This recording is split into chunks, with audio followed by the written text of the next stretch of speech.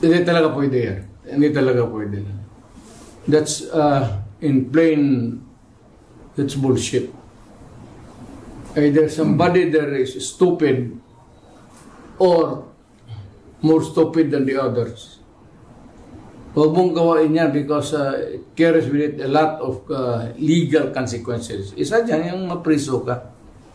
And you cannot escape the rigors of scrutiny kasi dadaan ng maraming papel. And it goes back to the proponents, kung may kopya sila, but sabi niya, puta, hindi ko ito sinabi. This is wrong because I never advocated for this kind of action.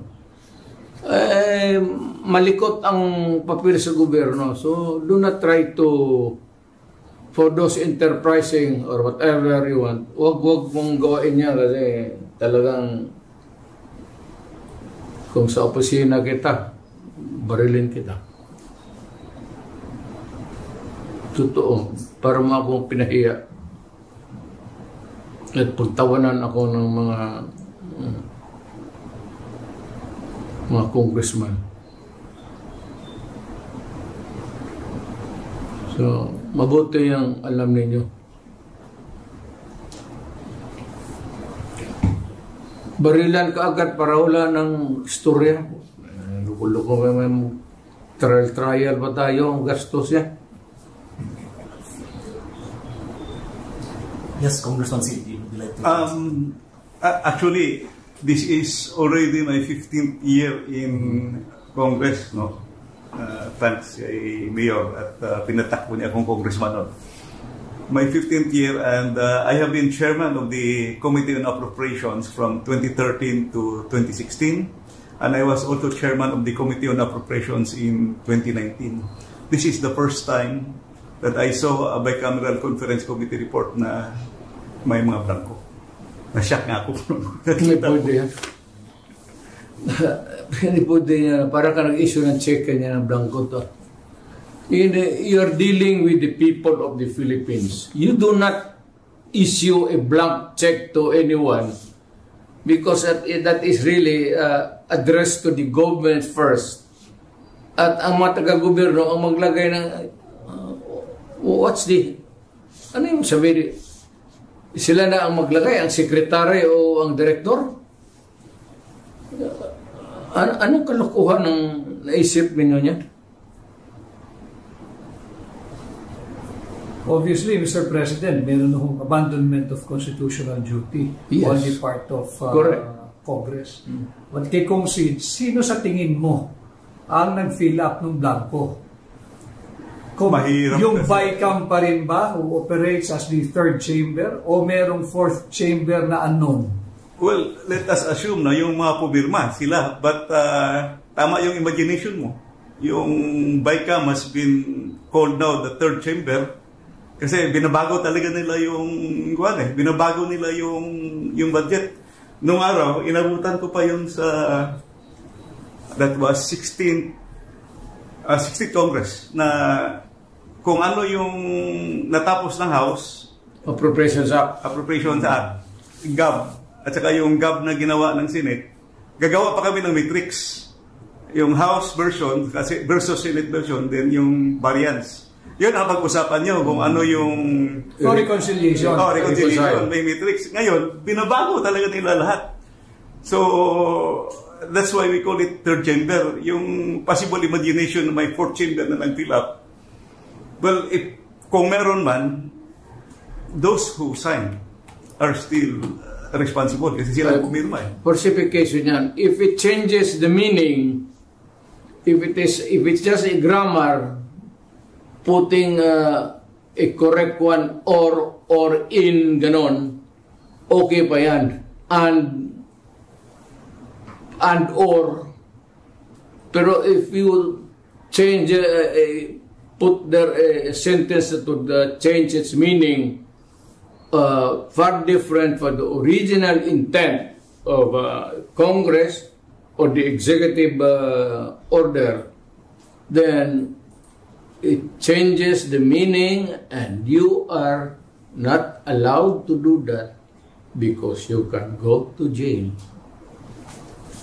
At Mr. President, yung fina-flash show kanina sa screen ay yung nakuha lang ni Kong Sid na kopya. Para marami hong nakikinig sa inyo at sumusubaybay. Baka pwedeng ipakita rin ho ninyo sa kanila yung kopya pong ipinakita ninyo na pirmado ng mga miyembro ng Bicameral Conference Committee na blanco yung amount na inaprubahan at naging enrolled bill. Ito po. Yan. Yung mga blanco. Oo. And then pirmado nila.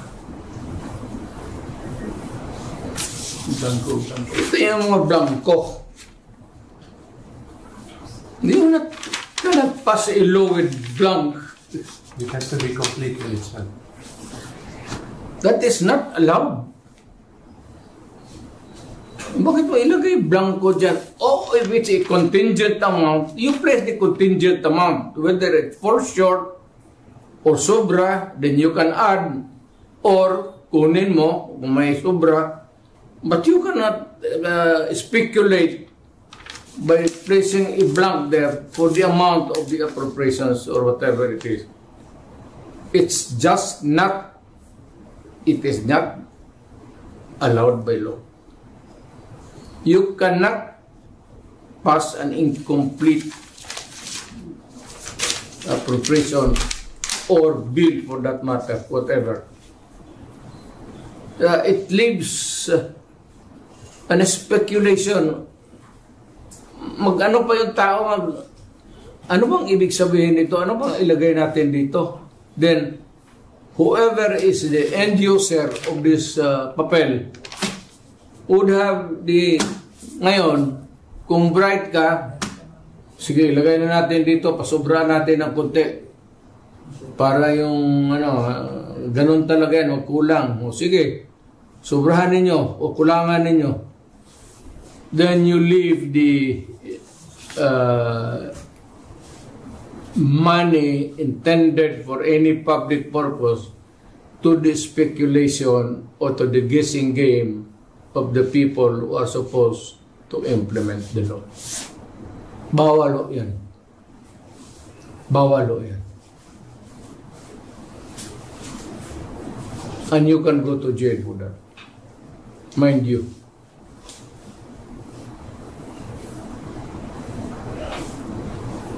Thank you, sir. Congressman Sid, just to give our, especially the ordinary Filipinos, better understanding on this, itong bicameral report was already signed and ratified, has been incomplete, apparently, no?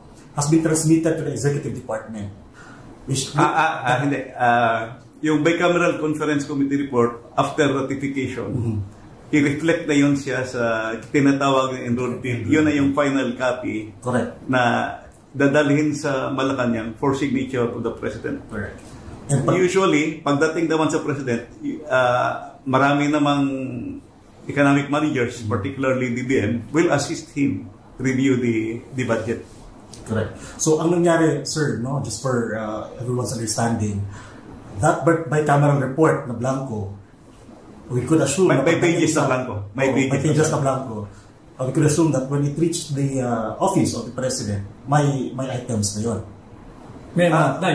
Mayroon na, may amount na. Yung GAAMER, may yung enrolled bill na dumating sa office of the may amount na. Correct. Which later on he signed. The President signed. After the review. Kasi nag-request siya ng extension, di ba? Na gi-move na yung signing kasi i-review doon niya. Now, Congressman Sid, with this development now, no, we found out that the bicameral report was there were items na blanco but napirmahan na. What could be the implication on this particular matter, especially to the office of the President? Actually, the budget is highly questionable. Kung akong tatanungin, iakyat na yan dapat sa Supreme Court kasi napirmahan na ng Presidente.